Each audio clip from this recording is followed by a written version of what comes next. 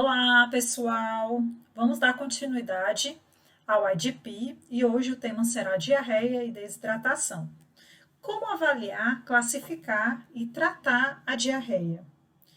A diarreia aguda, ela pode causar desidratação e contribuir para a desnutrição. Isso é um ponto muito importante e vocês vão entender isso no final. Caso a diarreia ela dure 14 dias ou mais, ela é denominada diarreia persistente. A diarreia com sangue, com ou sem muco, é chamado de desenteria. E é no processo de avaliação, né, de classificação da diarreia, é importante a gente perguntar: há quanto tempo? Há sangue nas fezes? E a partir daí a gente observar e verificar se a resposta for sim. Sempre observar a condição clínica da criança, o aspecto geral, o estado geral da criança. Como a criança se encontra, letárgica ou inconsciente, inquieta ou irritada? Os olhos estão fundos? Quando oferece líquido à criança, ela consegue beber ou bebe muito mal? Ou ela é muito ávida, né? Bebe com muita força, com muita velocidade, com sede, com vontade? Observar também o sinal de prega. A pele ela volta ao estado anterior, quando a gente puxa essa pele, se volta muito lentamente, mais de 2 segundos, ou lentamente, entre 1 a 2 segundos. Esse é um importante indicativo para a gente avaliar a desidratação, tá? E dentro do processo de avaliação, classificação e tratamento, nós consideramos a classificação como desidratação grave, desidratação ou sem desidratação. No caso da desidratação grave, 2 dos seguintes sinais devem ser observados e considerados para você classificar como desidratação grave. A criança está letárgica ou inconsciente, apresenta olhos fundos, ela não consegue beber água ou bebe muito mal. O sinal da prega, a pele ela volta lentamente ao estado anterior. Então, se pelo menos tiver 2 critérios citados, você vai considerar como desidratação grave. E qual é o tratamento? Iniciar a terapia endovenosa, seguindo o plano C, que nós vamos já já discutir quais são os planos, né, de tratamento. É importante frisar, gente, que a criança com desidratação grave, a gente vai ter uma certa dificuldade na punção venosa. A punção venosa ela não vai ser tão simples, tá? A gente vai ter dificuldade para fazer esse procedimento. Se a criança também se enquadra em outra classificação grave, né? A gente precisa referir urgentemente ao hospital, com a mãe e o profissional de saúde, administrando-lhe goles frequentes de soro de reidratação oral durante o trajeto, se possível. Recomendar à mãe a continuar a amamentação, se possível. Se a criança tiver 2 ou mais anos de idade, se houver cólera na sua região, a gente tem que pensar, tá, gente? E administrar antibiótico. No caso da desidratação, se a criança tiver pelo menos 2 dos seguintes sinais: inquietação ou irritação, olhos fundos, bebe avidamente com sede, sinal de prega, a pele volta lentamente ao estado anterior, você vai considerar como desidratação. Se vocês observarem, da desidratação grave, a gente fala da pele voltar muito lentamente. E no caso da desidratação, a gente fala em volta lentamente. Só para fazer essa diferenciação, chamando a atenção de vocês, tá bom? E qual é o tratamento? Qual a conduta? Administrar o soro de reidratação oral na unidade de saúde até hidratar. Isso faz parte do plano B, que a gente vai discutir já já. Dar zinco oral por 10 dias. O zinco melhora bastante, gente, a questão da diarreia. Eu já pude utilizar em casa com a minha filha e melhora muito.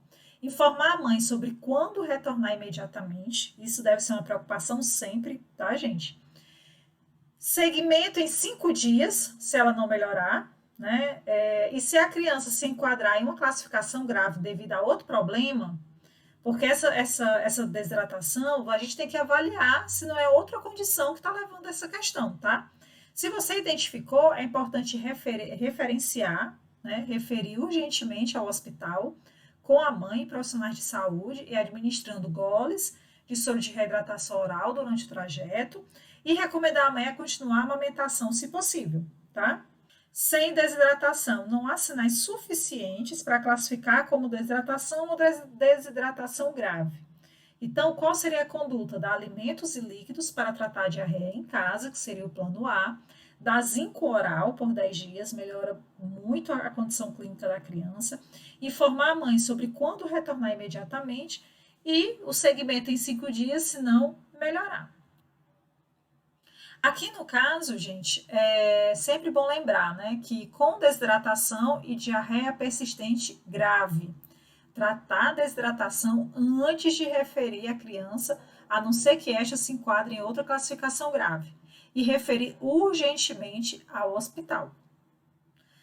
A criança que é classificada com a diarreia persistente, aquela que dura mais de 14 dias e não tem sinal de hidratação, informar sobre como alimentar uma criança com diarreia persistente, dar zinco oral por 10 dias, informar sobre quando retornar imediatamente e marcar o retorno em 5 dias.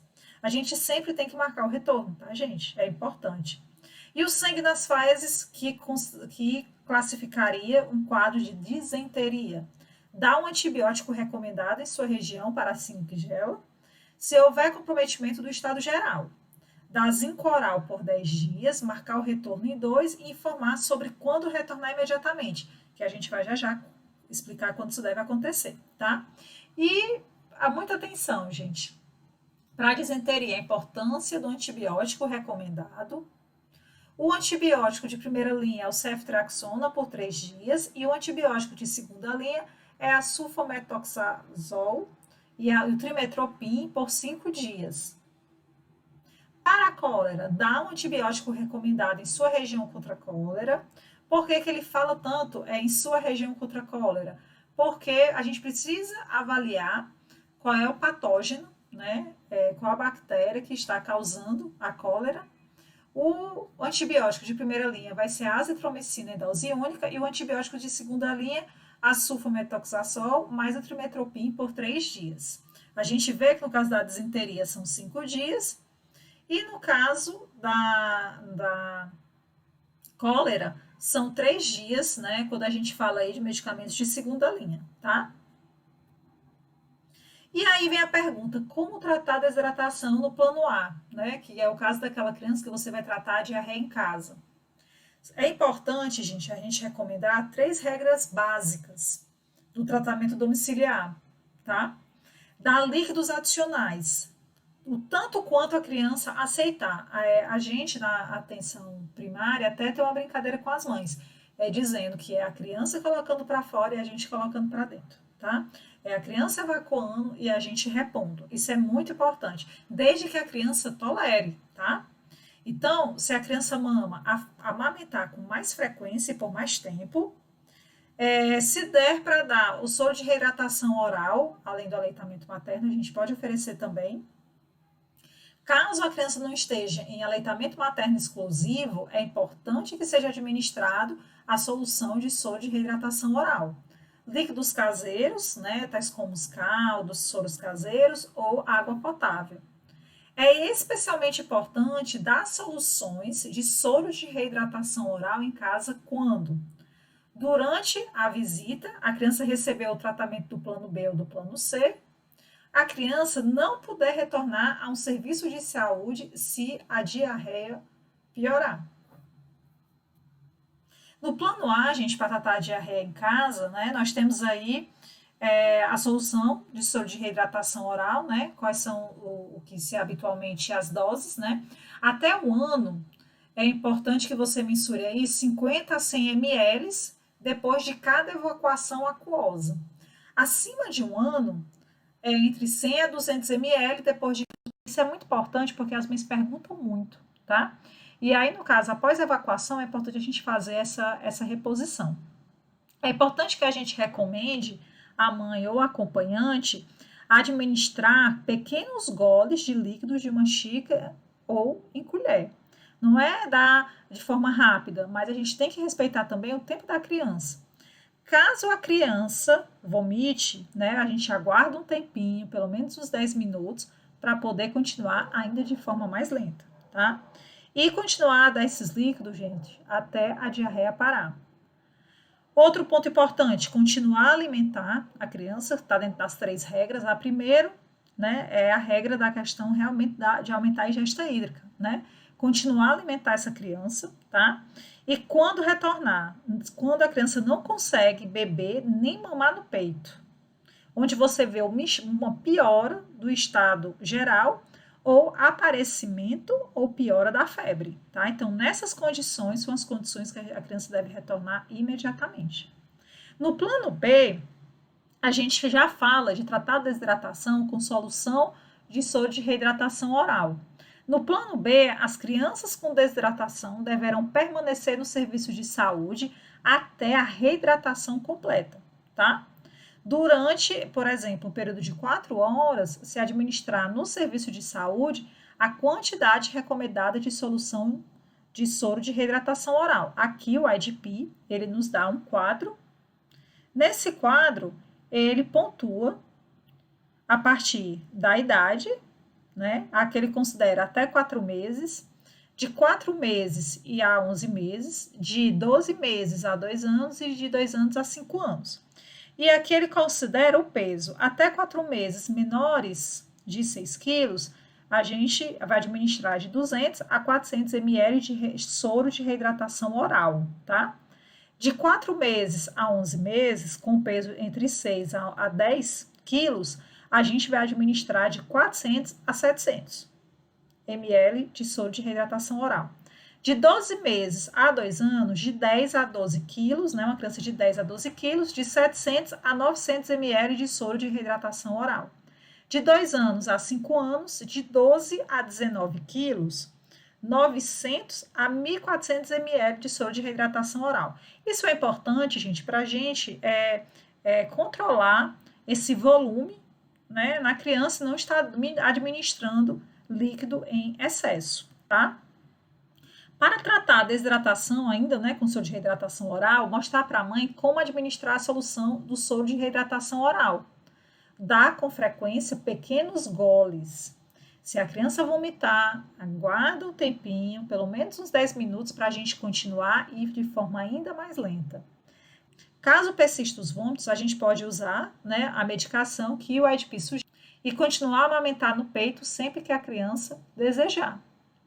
Após as 4 horas, reavaliar a criança e classificá-la quanto à desidratação. Selecionar o plano apropriado para continuar o tratamento, se vai ser o plano A, B ou C. E, se possível, começar a alimentar a criança ainda no serviço de saúde para a gente poder fazer essa avaliação, tá? Caso a criança esteja melhor e sem desidratação, esse tratamento ele não se encerra. A gente vai optar para que o plano A seja continuado em casa. E aí, para isso, a gente precisa ensinar a mãe, tá?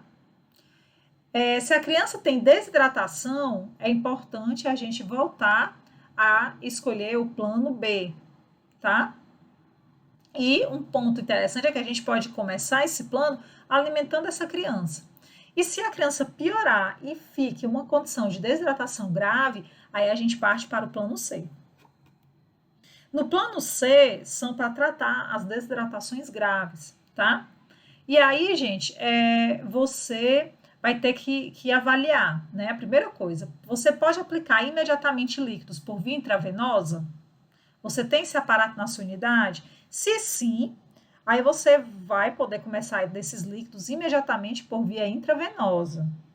Se a criança consegue beber, aí você pode dar a solução de reidratação oral por via oral, enquanto o gotejamento está sendo montado, quando você está posicionando o acesso, organizando o material. Então, você pode fazer dessa forma, tá?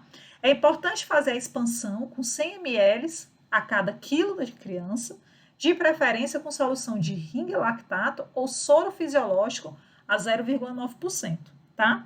Em crianças menores de 1 ano, é considerado aí fazer 30 ml por quilo na primeira hora e 70 ml por quilo em 5 horas.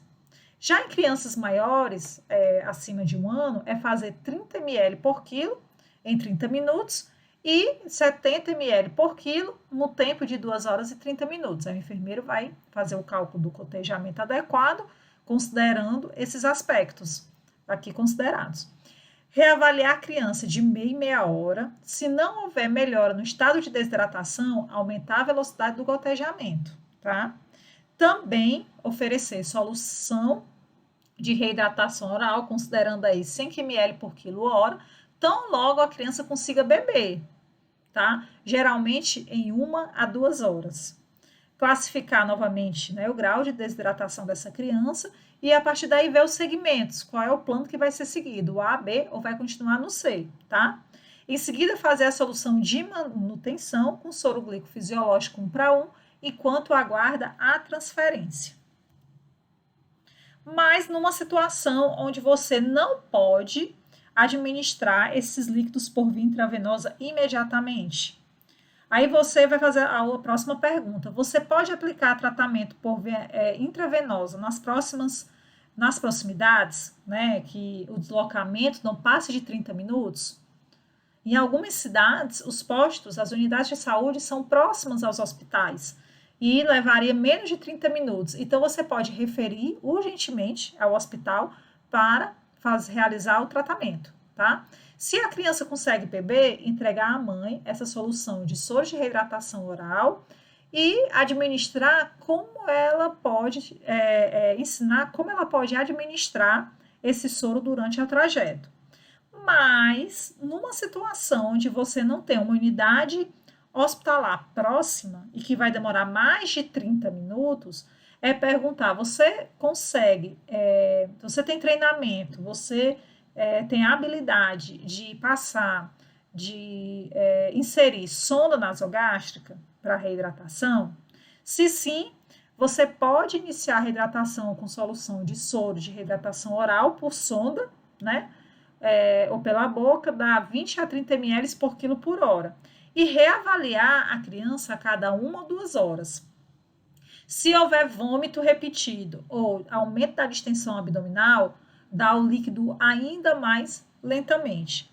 Se depois de 3 horas a criança não estiver melhorando, é importante que a gente encaminhe para a terapia 4, né, que no caso vai ser no hospital. E reavaliar a criança 6 horas depois, classificar a desidratação e em seguida selecionar o plano apropriado, A, B ou C, para continuar o tratamento, tá? Mas você está numa situação que você não está habilitado para passar uma sonda nasogástrica. Então, você vai fazer a seguinte pergunta: a criança consegue beber? Se sim, é importante referir urgentemente para um hospital para o tratamento endovenoso ou por sonda nasogástrica, tá?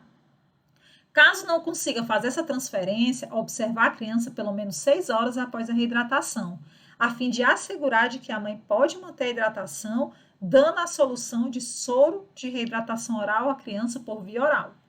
Isso é muito importante, tá? E quais são as medidas preventivas, gente? Aleitamento materno, práticas adequadas para a introdução dos alimentos, checar como é que as famílias fazem o preparo desses alimentos, como ela está fazendo essa introdução, se os alimentos eles são adequados para aquela criança, a imunização, porque isso aumenta a imunidade da criança, as suas defesas biológicas. Saneamento básico é outro ponto importantíssimo, se a criança tem saneamento básico ou não, a lavagem das mãos e o nível de educação que essas famílias têm. E na medida do possível que o enfermeiro avalia, ele pode estar fazendo ações de educação em saúde, tá? Ainda falando sobre as medidas preventivas da diarreia, reduzir, né, a transmissão dos agentes patógenos, diminuindo a frequência dos episódios diarreicos, promover o bom estado nutricional da criança, diminuindo as complicações e a mortalidade por diarreia. É interessante, gente, que esse manual da EDP, ele traz algumas estratégias de alimentação que os pais podem fazer em casa, tá? E aí, quando retornar, né, a gente já falou aqui algumas vezes, mas é sempre bom, gente, pensar que em casos de disenteria, tá?